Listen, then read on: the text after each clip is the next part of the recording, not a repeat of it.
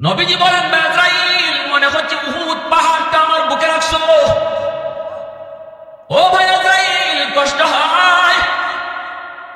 আজরাইল কই, নবী গো, আল্লাহ আমাকে আদেশ দিয়েছে, এ আজরাইল, আমার বন্ধুরের সর্বোচ্চ সতর্কতার সাথে জান কবজ করবা।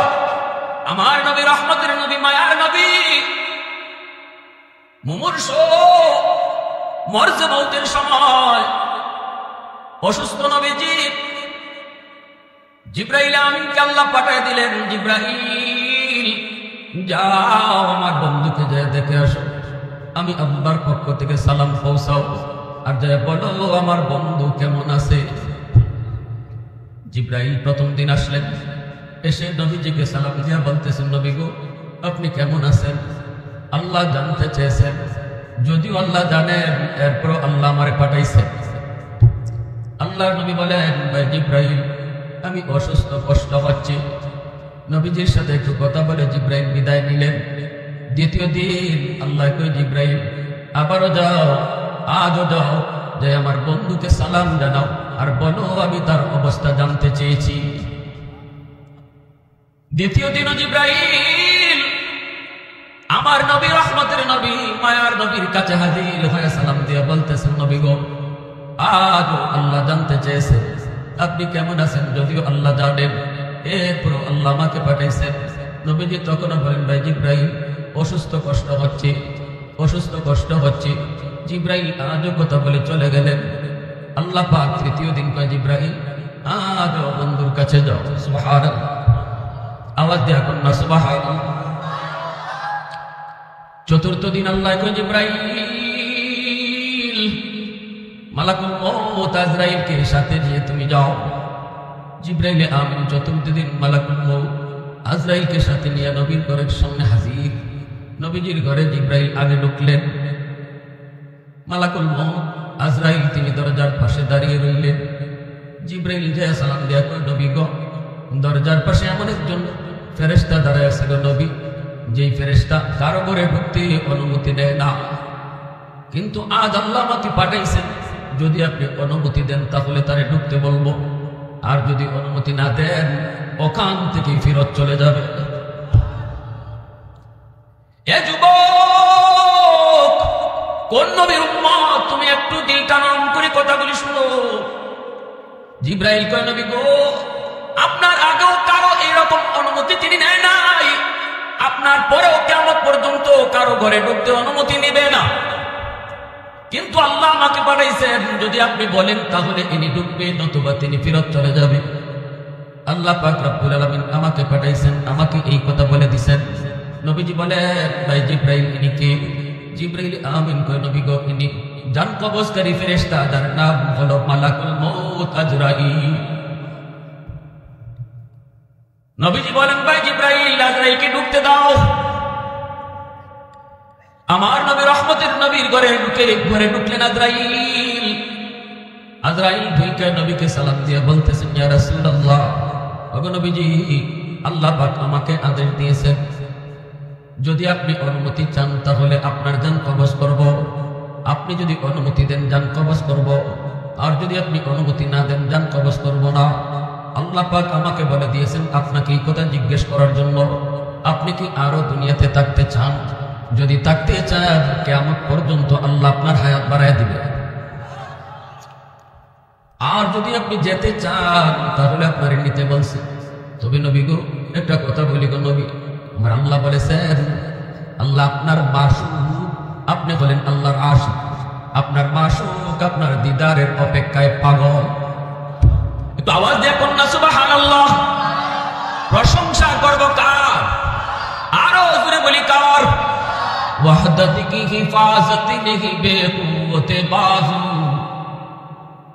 वहदत की हिफाजत नहीं बेकुव्वत बाजू, आती नहीं कुछ कमी हाल खुदा दाद, आती नहीं कुछ कमी हाल खुदा दाद।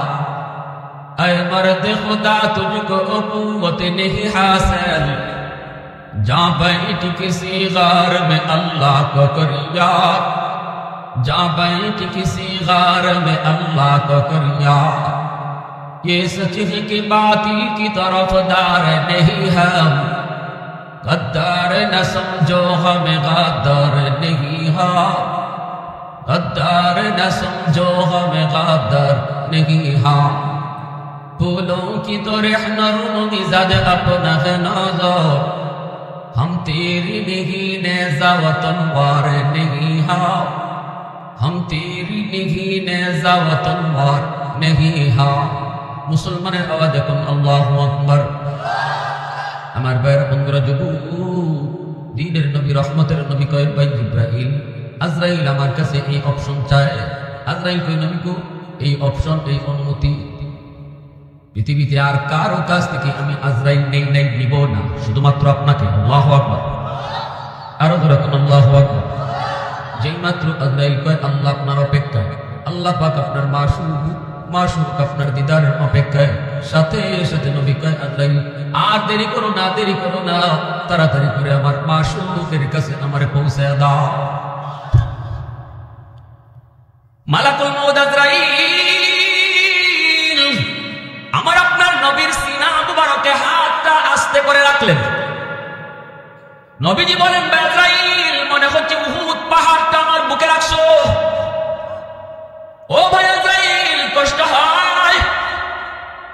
আজরাইল কই নবী গো, আল্লাহ আমাকে আদেশ দিয়েছে, এ আজরাইল আমার বন্ধুরে সর্বোচ্চ সতর্কতার সাথে যান কবজ করবা। বিন্দু পরিমাণ মায়া, বিন্দু পরিমাণ কষ্ট যেন না হয়, সর্বোচ্চ মায়া দেখায় তুমি যান কবজ কইরো। হবে নবীজি, এত সহজে পৃথিবীর কারো যান কবজ করি নাই, আপনার পরে আর কারো এত সহজে করব না। তবে একটু ধৈর্য ধরতে হবে গো নবী, একটু ধৈর্য তো ধরতেই হবে। রহমতের নবীর বুকের মধ্যে হাতটা রাখলেন। মালাকুল মউত আজরাইল আমার নবী রহমতের নবীর বুকে হাত রাখলেন। আম্মা জান আয়েশা সিদ্দিকা রাদিয়াল্লাহু তাআলা আনহার উরুতে নবীজির মাথা রেখে শুয়ে রইছেন। আম্মা জান বলেন, আমি দেখতেছি নবীজির কপাল দিয়া গাম বেয়ে বেয়ে পড়তেছে, আমি দেখতেছি নবীজির পশমের গোড়ায় গোড়ায় গাম বের হয়ে যাচ্ছে। আল্লাহ নবী রহমতের নবী কয়, ভাই আজরাইল মরণের কষ্ট বুঝি এত আমাকে যদি সর্বোচ্চ সহজে তুমি আরামে তুমি যান কবজ করে থাকো, আরামের যান কবজ যদি এত কষ্ট হয়, তাহলে কষ্টের সাথে যান কবজ যার হবে না জানি তার কত কষ্ট হয় রে ভাই আজরাইল। ও ভাই আজরাইল, অনুমতি দে, একটু সুযোগ দে, আমি একটু কথা বলি। কোন কথা গো নবী? নবীজির চোখ থেকে দর দর করে পানি পড়ে।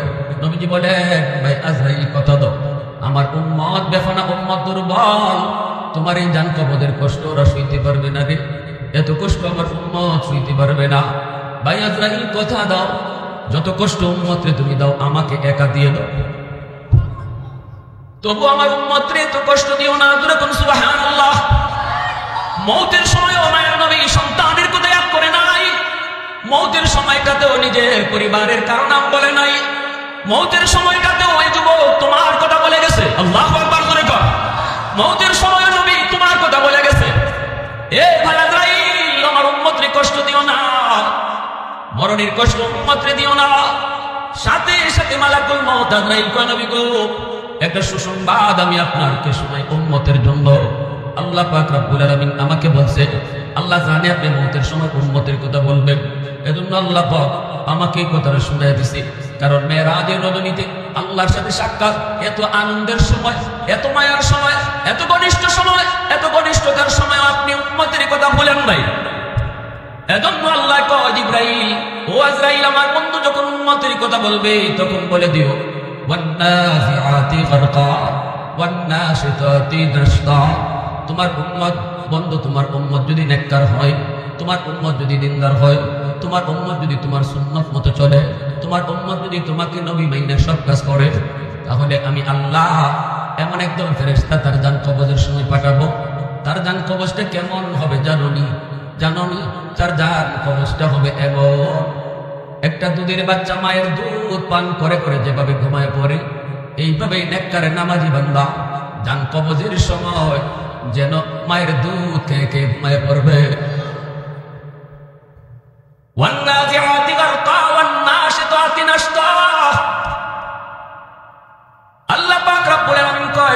প্রথম দল হলো বদকারের জান কবজ যারা করবে, দ্বিতীয় দল হলো নেককারের জান যারা কবজ করবে।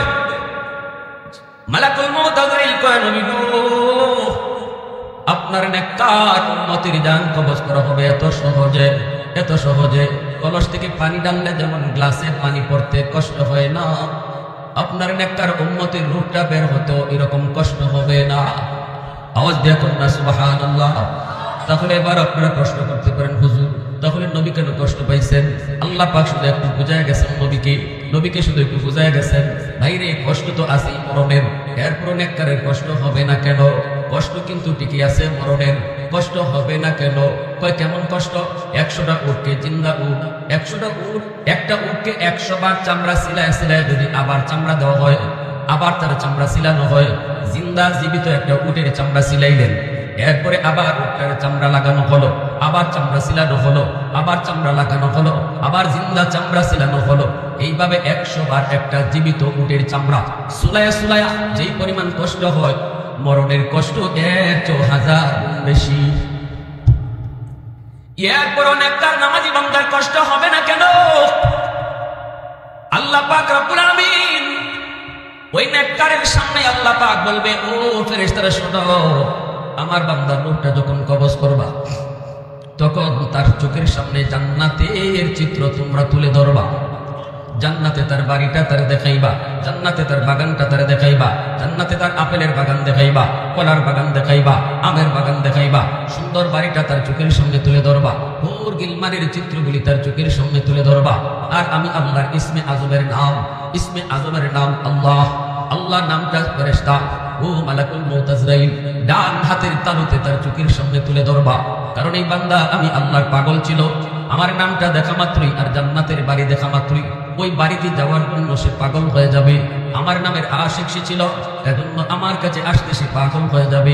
ওই অবস্থায় সে যখন জান্নাতের বাড়ির নেশায় মগ্ন থাকবে, এত মগ্ন আমি আল্লাহ তারে বানায় দিব, এইদিকে যে মরণের কষ্ট হইতেছে এই কষ্টটা তারে অনুভব করতে দিব না।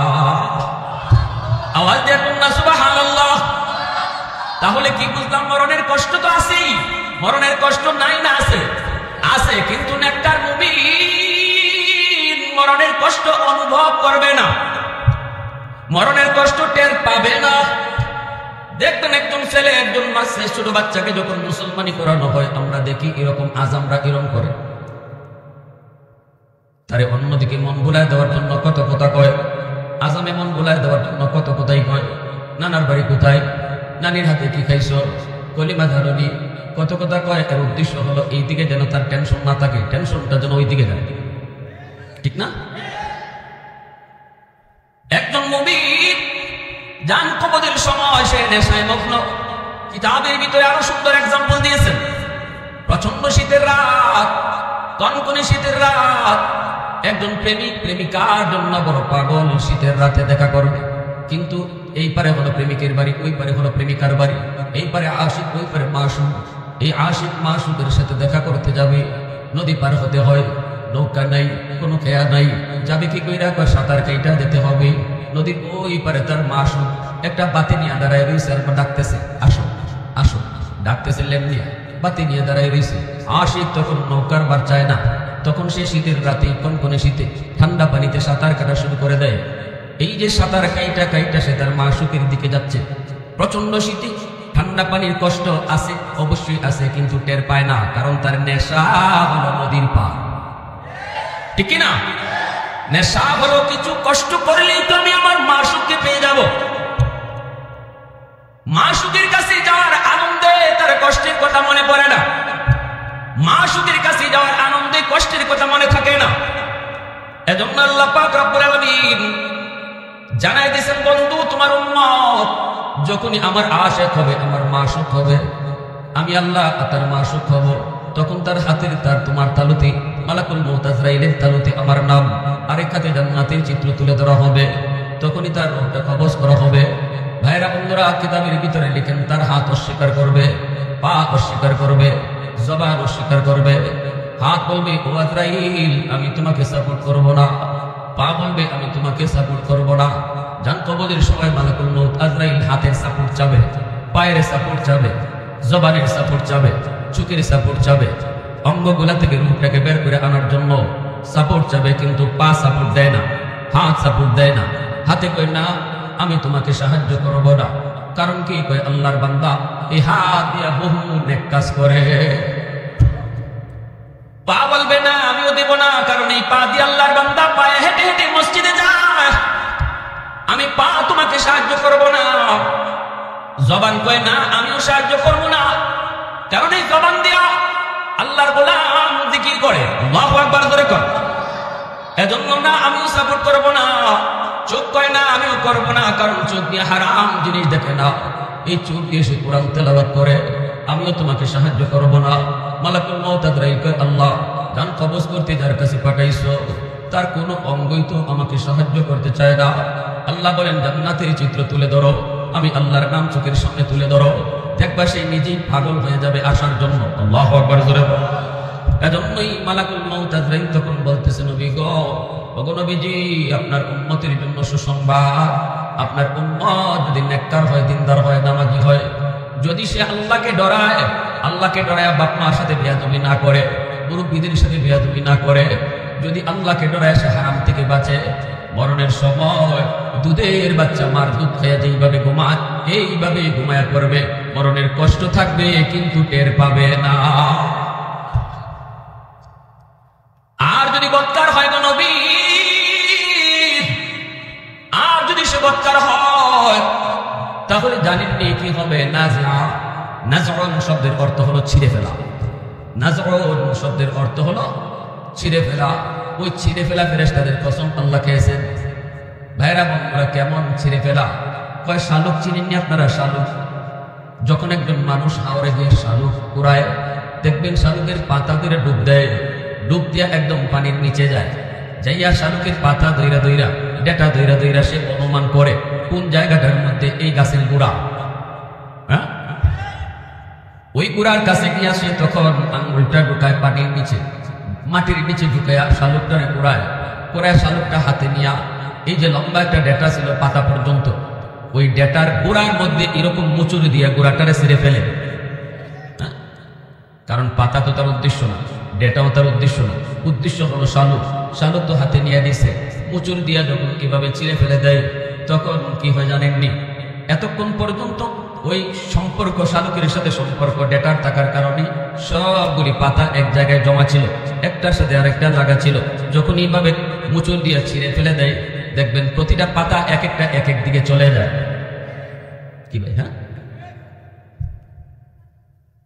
আল্লাহ পাক রব্বুল আলামিন নাফরমান, বদকার, বেনামাজি, হারামখোর ওদের রূহ কবজের কথাটা আল্লাহ এইভাবে উদাহরণ দিয়েছেন।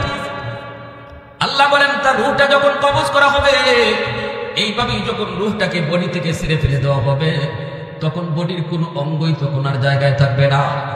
সাথে সাথে দেখা যাবে কান বডির সাথে আর নাই, চোখ বডির সাথে নাই, কান এরকম খাড়া নাই, কান আস্তে করে বাঁকা হয়ে যাচ্ছে, নাক এরকম খাড়া নাই, নাকটা আস্তে করে বাঁকা হয়ে যাচ্ছে, মুখ এরকম সোজা নাই, মুখ বাঁকা হয়ে যাচ্ছে। কোন অঙ্গই তখন আর একটার সাথে আরেকটার কোনো সম্পর্ক থাকবে না, বডিটার অঙ্গগুলা একটা আরেকটার সাথে বিচ্ছিন্ন হয়ে যাবে। আল্লাহ পাক রব্বুল আলামিন এই উদাহরণটা দিয়ে বলেছেন বেনামাজি, মতকুর, সুদখোর, গাঞ্জাখোর যারা হয় আল্লাহর নাফরমান, এদের রূহ কবজ করার সময় ফেরেশতা বিন্দু পরিমাণ দয়া মায়া দেখাবে না। পায়ের নিচ থেকে শুরু করবে, পায়ের নিচ থেকে শুরু করবে, খিচানি দিয়া দিয়া খিচুনি দিয়া দিয়া ওইভাবে রূহটাকে যখন তার বের করে নেওয়া হবে শালুক ছিঁড়ে ফেলে দেওয়ার মতো, তখনই তার অঙ্গগুলো আর জায়গায় থাকবে না। বাইরে এজন্যই তো কারো পায়খানার রাস্তা দিয়ে পায়খানা বের হয়ে যায়, কারো প্রস্রাবের রাস্তা দিয়ে কখনো প্রস্রাব বের হয়ে যায়, কারো মুখ বাঁকা হয়ে যায়। মালাকুল মউত আজরাইলকে দেখা মাত্রই ভয় পায়, কারণ ভয়ঙ্কর রূপ নিয়ে তখন হাজির হয়।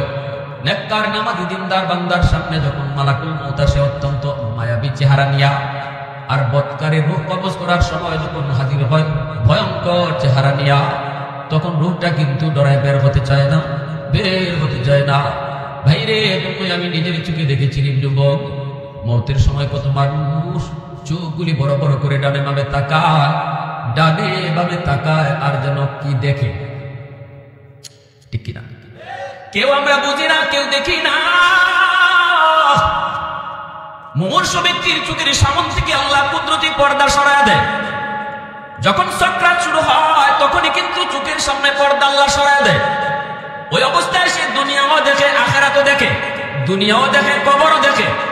মরণের পর কোন কবরে তারে রাখা হবে, ওই কবর সেটা জান্নাতের বাগান নাকি জাহান্নামে আগুনের কুণ্ড, এই চিত্রটাও সে দেখে। যখনই সে দেখে আমাকে যেই কবরে রাখা হবে, এই কবরে আগুন জ্বলছে, আগুন, চোখগুলি বড় বড় হয়ে যায়। কারা আসলো গো, এরা কারা, এত ভয়ঙ্কর চেহারা, এত ভয় এদের চেহারায়। লুকানোর চেষ্টা করে, চোখগুলা বড় হয়, ডানে বামে তাকায়। ভাইরা বন্ধুরা, এই সময় আমরা দেখি না, কিন্তু সে দেখে। কারা? তার রূপ কবজ করতে আসছে। পাশেই বসে আছে মেয়ে, পাশেই বসে আছে বাবা, সন্তান পাশেই তোমার বসে আছে রে বাবা। এরপরেও বাবা সন্তানরাও দেখে, মালাকুল মউত ফেরেশতা আজরাইলকেও দেখে। সন্তান শুধু বাবাকে দেখে, আজরাইলকে দেখে না। আর বাবা ছেলেরও দেখে, আজরাইলকেও দেখে। ওই অবস্থাটা সৃষ্টি হয় শুধুমাত্র মরণের সময়। এর আগে আল্লাহ পর্দা দিয়ে রাখে। এই পর্দার কারণে শুধু আমরা দুনিয়া দেখি আর কবর দেখি না, শুধু দুনিয়া দেখি আখিরাত দেখি না, কিন্তু মরণের আগ মুহূর্তে আল্লাহ পর্দা সরায় দিবে। এজন্য ভাইরা বন্ধুরা, ওই অবস্থায় যখন তার রূহটা কবজ করে নেওয়া হয়, কান্না করে রূহ, কান্না করে রূহ। আর সন্তানদেরকে বলে, বাবা তোরা আমারে কই নিয়ে যাও রে, কই নিয়ে যাও, নিস না, নিস না, ওই কবরে আমারে রাখিস না। আমি দেখতেছি আগুন জ্বলতেছে, আমি দেখতেছি আগুন জ্বলতেছে। সাপ দাঁড়ায় রয়েছে, সুজায় আকরা নামক বিষাক্ত সাপ, যার চোখ দিয়ে আগুন বের হয়। ওই সাপ আমার অপেক্ষায় ফজরের নামাজ কাজা করার কারণে জোহর পর্যন্ত চুবল দিবে, জোহর কাজা করার কারণে আসর পর্যন্ত সুবল দিবে, আসর কাজা করার কারণে মাগরিব পর্যন্ত সুবল দিবে, মাগরিব কাজা করার কারণে এশা পর্যন্ত সুবল দিবে। বাবা তখন কান্না করে আর কয়, তোমরা কে গো এত নিষ্ঠুর, কেমনে হলে বাজান, এত নিষ্ঠুর তুই কেমনে হলে রে, আমারে কেন তোরা কবরে নিয়ে যাইতেছ? এইভাবে রূহটা কান্না করে, কান্না করে।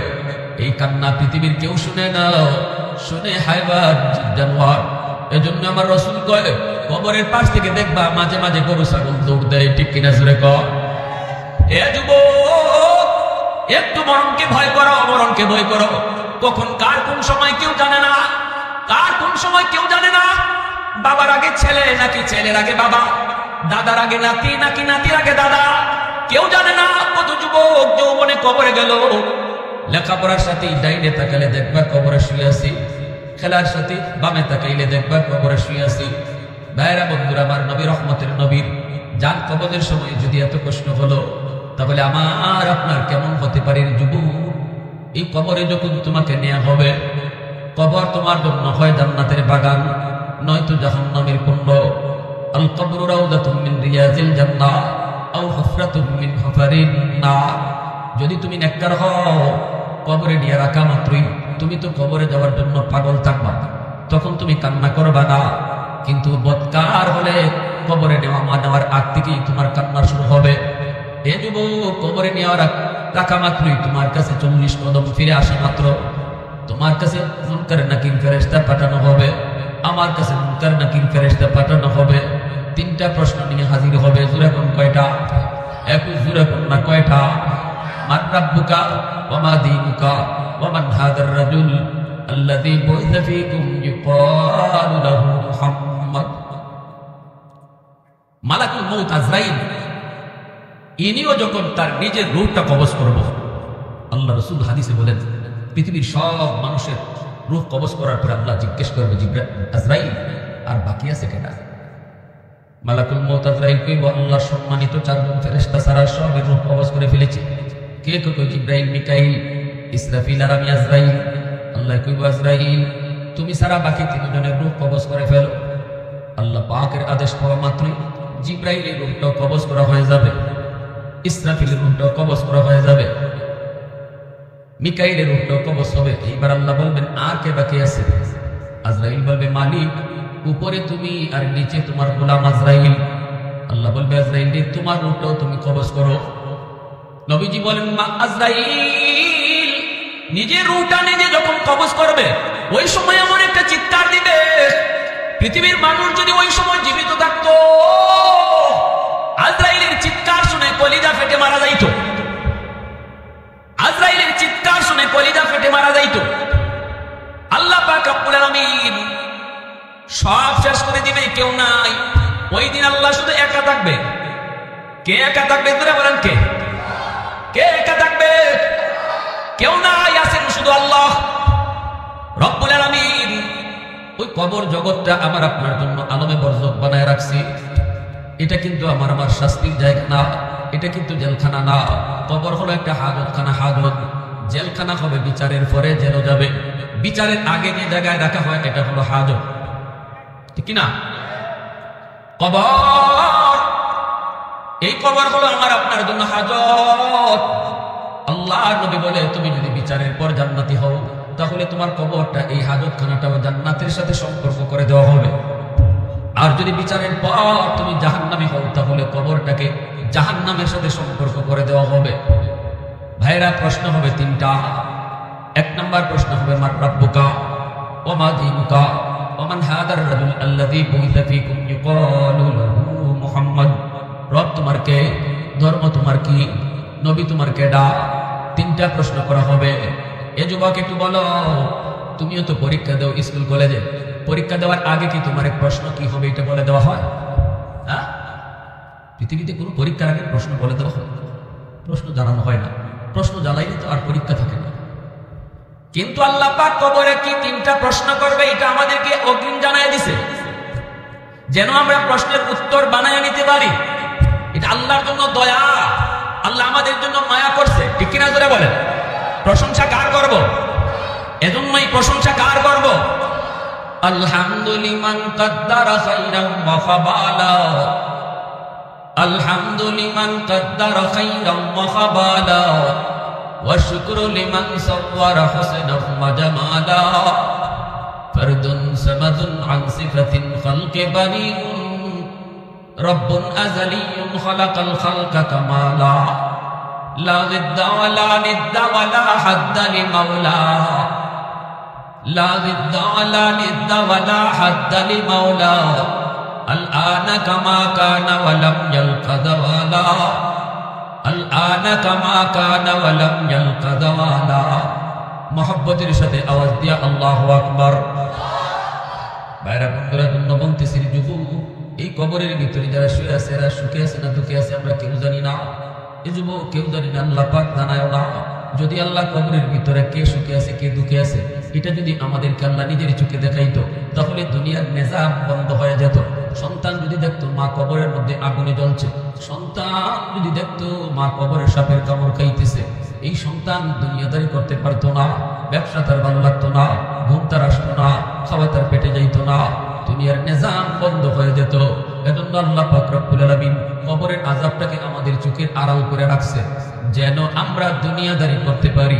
কবরের আযাব যদি মানুষ দেখতো তাহলে কবরস্থানের পাশে কেউ বাড়িঘর রাখতো না, ঠিক কি না? কবরের আযাব যদি নিজের চোখে মানুষ দেখতো কবরের আশেপাশে কেউ বাড়িঘর কেউ রাখতো না, দুনিয়ার নিজাম পাল্টে যেত। এজন্য আল্লাহ পাক রব্বুল আলামিন মানুষের চোখের আড়াল করে রাখছে কবর। সামনে আছে তোমার কবর, কিন্তু তুমি বুঝবা না এই কবরে কি চলছে কি চলছে। কিন্তু হাইওয়ানরা মাঝে মাঝে টের পায়, গরু ছাগল মাঝে মাঝে দৌড় দেয়। এর যুবক, এটা আল্লাহ সবসময় দেখায় না, মাঝে মাঝে এরকম দেখায়, মাঝে মাঝে আল্লাহ পাক দেখায়। এরকম মানুষকেও দেখায়। ঢাকা শহরে এরকম ভাবে মুদ্রা কবরস্থানেও 1 বছর এরকম ভাবে অনেক মানুষেরা দেখছে একটা কবর থেকে ধোঁয়া উঠতেছে, ধোঁয়া। অসংখ্য অগণিত মানুষ দূর থেকে দেখছে একটা কবর থেকে ধোঁয়া উঠতেছে, ধোঁয়া। পরে জানা গেল এই কবরটা ছিল একজন গায়িকার কবর, গান গাইতো টাকার বিনিময়ে। এর যুবক, আল্লাহ সবসময় দেখায় না, মাঝে মাঝে দেখায় যেন আমি আপনি সবক নিতে পারি, হুঁশ ফিরে আসি। ভাইরে, আর যদি তোমার কবরে তুমি নামাজি দিনদার আল্লাহওয়ালা হও, ফেরেশতা আয়েশা তোমার পিঠের মধ্যে হাত দিয়ে কইব, আল্লাহর গোলাম, ও আল্লাহর গোলাম নামাজি দিনদার হলে কবরস্থানে ফেরেশতা আয়েশা তোমারে ডাক দিত না, এ মেয়ে উঠো। ঘুমন্ত মানুষকে ডাক দেওয়া যায় না। ঘুমন্ত মানুষকে তোলার আদব হলো তার পিঠে তার মাথায় হাত বুলাইয়া তুলো। সে ওই মুনকার নাকির ফেরেশতা যখন নেককার দিনদারের কবরে ঢুকবে তখন আয়েশা দেখবে সে ঘুমাইতেছে। কারণ নেককারের মরণ তো মরণ না, নেককারের মরণ হলো ঘুম। আল্লাহু আকবার জোরে বলেন। নাম কানাউমাতিল আরুস। নবীজি বলেন, আল্লাহ জানাইছে নামাজি যখন মরে তখন আল্লাহ কয় না এটা মরণ না, তুমি ঘুমাও। একজন নতুন জামাই বাসর করে ঘুমাইলে যেমন কেউ ডিস্টার্ব করে না, আল্লাহ পাক কয় আমার নামাজি বান্দা মরণের সময় মরে না, বরং বাসর ঘরে ঘুমায়। কেউ তারে ডাক দিও না, কারণ দুনিয়াতে তারে আমি আল্লাহ মসজিদের মিনার থেকে ডাইকা ডাইকা অনেক ঘুম নষ্ট করেছি। আল্লাহু আকবার। আমার বান্দা এশার পরে ঘুমাইছে, নিয়ত ফজরে আযান শুনলেই উঠে যাবে, আমি আল্লাহ তারে ডাক দিছি মসজিদের মিনার থেকে, ডাক শুই নাই, তার ঘুম ভেঙে গেছে, তার ঘুম নষ্ট করেছি আমি আল্লাহ। অতএব আজকে তারে কেউ ডাইকো না, সে ঘুমাক, যত পারে ঘুমাক। যেরকম সুবহানাল্লাহ।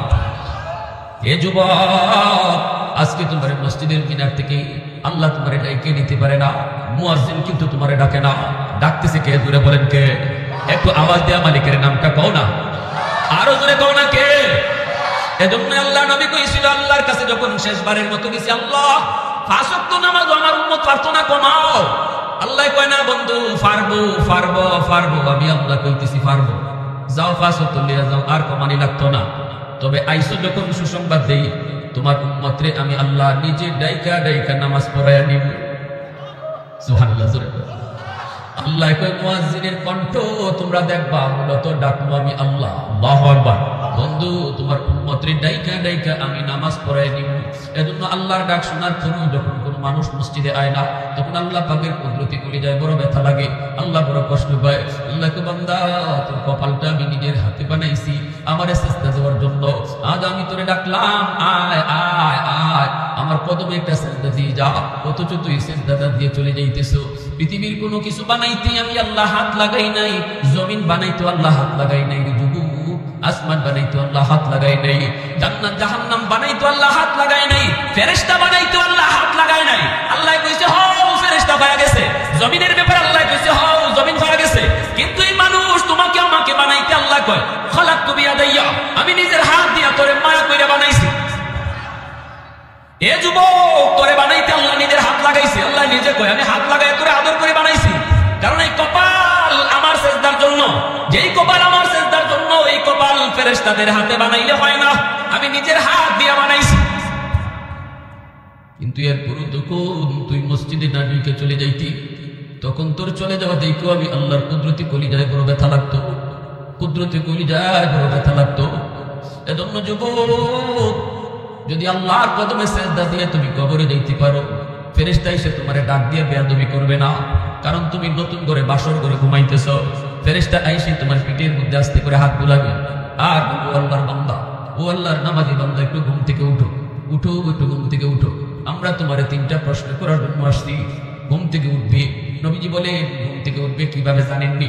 আমরা ঘুম থেকে উঠার পরে যেমন চোখ কসলাই, এইভাবে সে চোখ কসলাই কসলাই কবরে উঠবে। ওইটাই ফেরেশতাদের দিকে তাকাবে না, তাকায় দেখবে সূর্য লাল হয়ে গেছে। সে মনে করবে দুপুরের নামাজ পড়ে খাওয়া দাওয়া করে ঘুমাইছে, এখনো আসরের নামাজ পড়া হয় নাই, কারণ সে তো নামাজের পাগল ছিল দুনিয়ায়। সূর্য লাল হয়ে গেছে, মুসিলা আলাইহিস শামস, সাথে সাথে বলবে কে গো তোমরা তাড়াতাড়ি সরো, আমাকে ওযুর পানি দাও, আমি ওযু করে নামাজ পড়বো, আমার আসরের নামাজ কাজা হয়ে যাইতেছে। ফেরেশতারা বলবে আল্লাহর বান্দা, এটা আলমে বরজখ, কবর জগৎ, এখানে নামাজ লাগে না, আমরা কয়টা প্রশ্ন করবো এরপরে চলে যাও। সে বিশ্বাস করবে না, কয় না না না না, তোমরা আসছো আমার নামাজ কাজা করানোর জন্য, তাড়াতাড়ি করে সরো, তাড়াতাড়ি করে সরো। এই মহিলা ফেরেশতাদেরকে ধাক্কা দিয়ে যাও দিয়ে পৌঁছেননি। নবী বলেন ধাক্কাটা দিয়েই সে কবরে নামাজে দাঁড়ায় যাবে। ফেরেশতারা কইবে আল্লাহ কার কাছে পাঠাইছো? ও তো খালি নামাজ নামাজ কয়, ও তো খালি নামাজ নামাজ কয়। আল্লাহ পাক আমার নামাজি বান্দারে প্রশ্ন করা লাগবে না। দুনিয়ার জমিনে প্রতি রাকাতে রাকাতে আল্লাহ আমার রব সবক দিয়েছে, ঠিক না? সুবহান রাব্বিয়াল আযীম, সুবহান রাব্বিয়াল আলা, সামি আল্লাহু লিমান হামিদা, রাব্বানা লাকাল হামদ। প্রতি নামাজের প্রতি ওয়াক্তে রব আমার আল্লাহ সবক দিছে। অতএব তোমাদের রবকে এই প্রশ্ন নামাজিরে করা লাগবে না। আল্লাহ পাক কবরটারে জান্নাতের বাগান বানিয়ে দিবে, প্রশস্ত করে দিবে। আর যদি বেনামাজি হয় খালি কইবে লা আদরি লা আদরি, আমি কিছু জানি না, আমি কিছু জানি না। আল্লাহ পাক কইবে জাহান্নামী, কবরটারে জাহান্নামের সাথে সম্পর্ক করে দাও, কবর হয়ে যাবে জাহান্নামের কুণ্ড। এজন্য বলি যুবক, মরণের কষ্ট থেকে যদি বাঁচতে হয় তবুও নামাজ লাগবে, আল্লাহর বিধিবিধান মানতে হবে। কবরে আযাব থেকে যদি বাঁচতে হয় তবুও নামাজ লাগবে, আল্লাহর বিধান মানতে হবে। কারা কারা রাজি আছে একটু হাত উঠে আল্লাহ